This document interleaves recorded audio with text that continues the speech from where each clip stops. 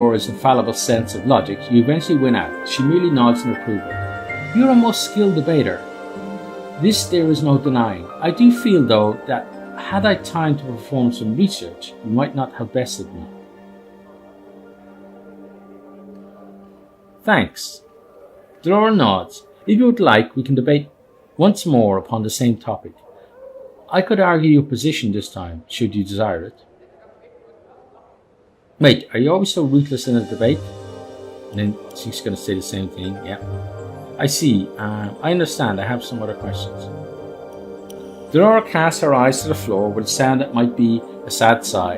I'm willing to serve you as a patron, but have no wish to answer other questions at this time. My apologies, but I fear you shall simply have to bear with that for the time being.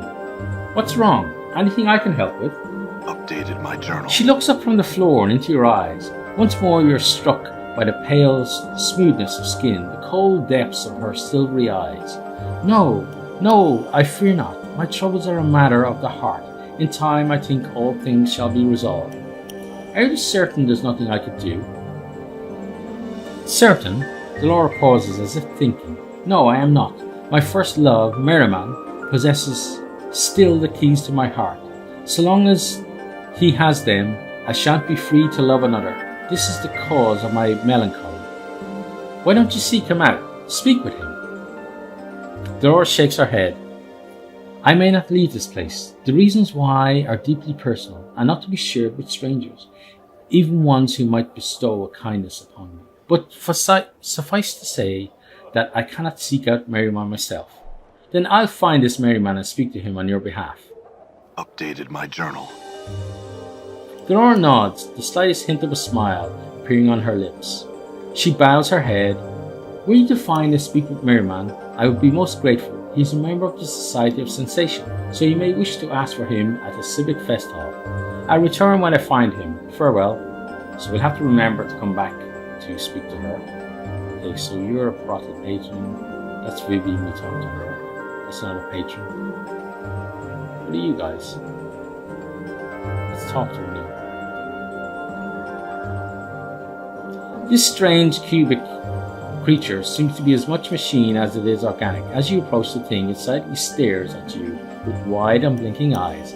Its face hasn't the slightest trace of emotion. Come on, Chief. We're in a building full of some of the sexiest chits this side of the multiverse, and you're stopping to talk to modrons? What can you tell me about them, Mort? Mort makes an eyes of what they discussed. What's there to say? What's there to say?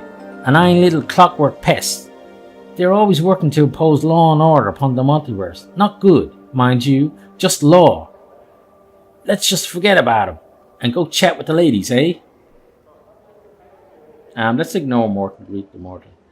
Its voice has a metallic, reverberating quality to it, as if it were more sound played out on some warped musical instrument than the true speech. Your greeting is returned. There's a soft click as the creature blinks. An awkward silence hangs in the air between you. I had some questions. Identify yourself to us. I'm not sure who I am. We know why this is so. I don't know myself. I just can't remember. All things should have a name. All things should be identified. We find your answer unsatisfactory, but it shall have to suffice for the present. The creature pauses and blinks at you. We would identify ourselves as modrons. Quadrone type, winged variant to the subject. I had some questions now. The subject is free to ask a question. Do you know what this little cube-like toy creature is? The modron, its appearance identical in every aspect but size to the object in your hand, blinks once, twice, then speaks. The object is a portal cube. The user is to position the appendages of the portal cube in such a manner that it will activate. Once activated, the portal cube will transport the user to whatever destination it was tuned to during its creation. What's the proper position to activate this? We do not have that information. Only 97% of all portal cubes function in a slightly different manner. We were not present at the construction of the subject's portal cube. nor have we ever been given instructions as to its use. Should the subject desire to utilize the portal cube, they will have to determine its method of operation and destination via experimentation. I had another question. The subject is free to ask a question. What are you doing here? Our purpose here is observation. What are you observing? We are observing one of the establishment staff. Who are you observing? As previously stated, we are observing one of the establishment staff. Yes, but who exactly are you observing? The object of our scrutiny is named Dolora. Why are you watching her? We have not been informed as to the specific purpose or purposes which resulted in our being given our present task. The command of our superior Pentadrome is sufficient reason to perform said task. As such, the purpose or purposes are irrelevant to us. I had another question.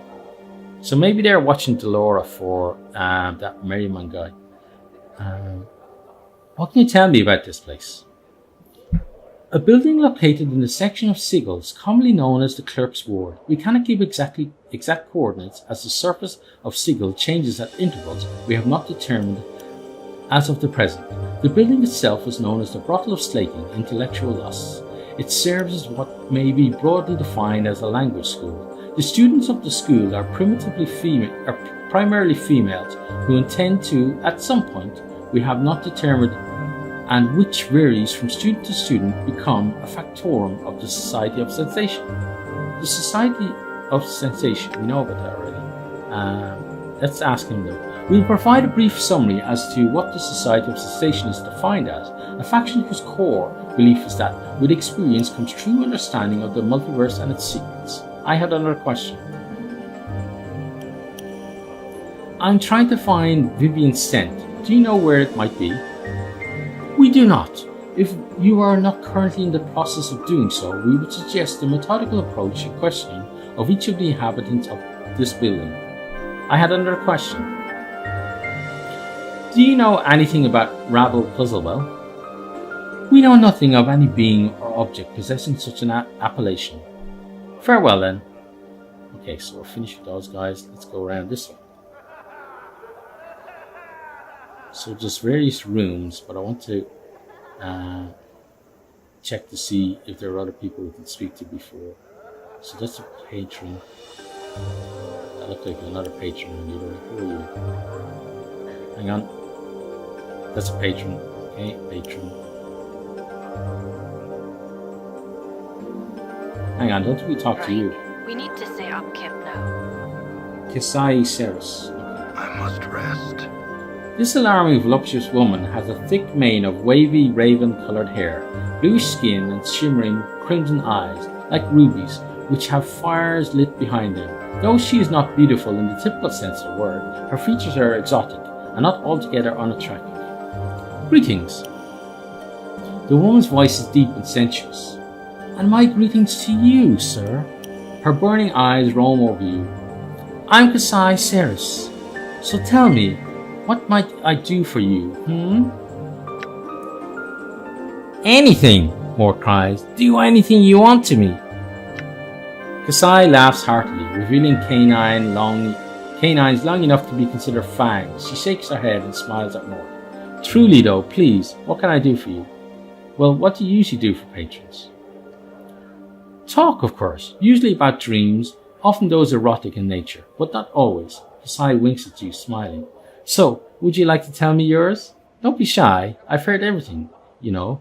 Nothing would shock or surprise me, and I so love to hear people's dreams. We can trade if you'd like to, but you must go first.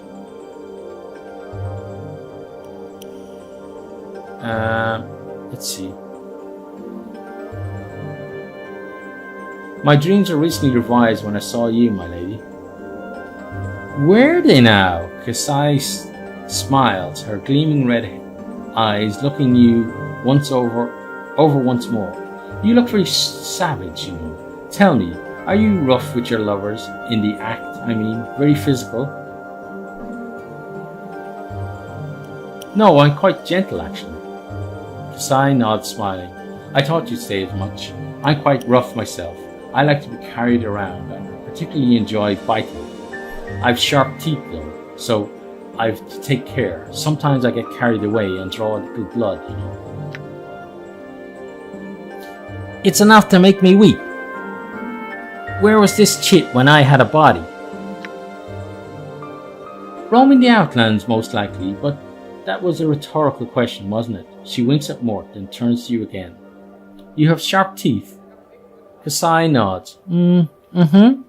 I certainly do. Would you like to see? Here. She opens her mouth slightly, running her violet tongue over her bottom teeth. Her canines are just long enough to be considered fangs.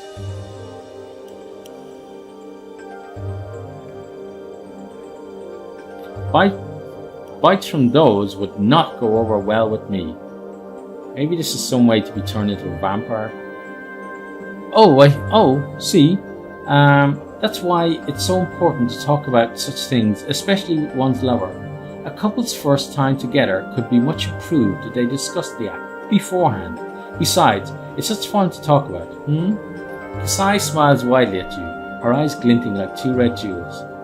Yes, I'd say so. Kasai nods, looking lost in thought for a moment. Say, you never did tell me about your dreams, you know. Come on, let's have them. I don't have dreams, actually. Kasai arches her eyebrows in surprise. Truly? How sad. Even fiends and divas dream, you know. Are you certain you don't? Quite certain. No dreams at all. Too peculiar. I'm at a loss as what to say. Well, I did have some questions. Kasai blinks her prismed eyes at you, waiting your questions. If you don't mind me asking, what are you? Kasai shakes her head. What can't you tell? What? Can't you tell? She draws herself up, thrusting her ample bosom towards you. A woman! She raises an eyebrow. I can see my answer doesn't please you. I'm plain touched, actually.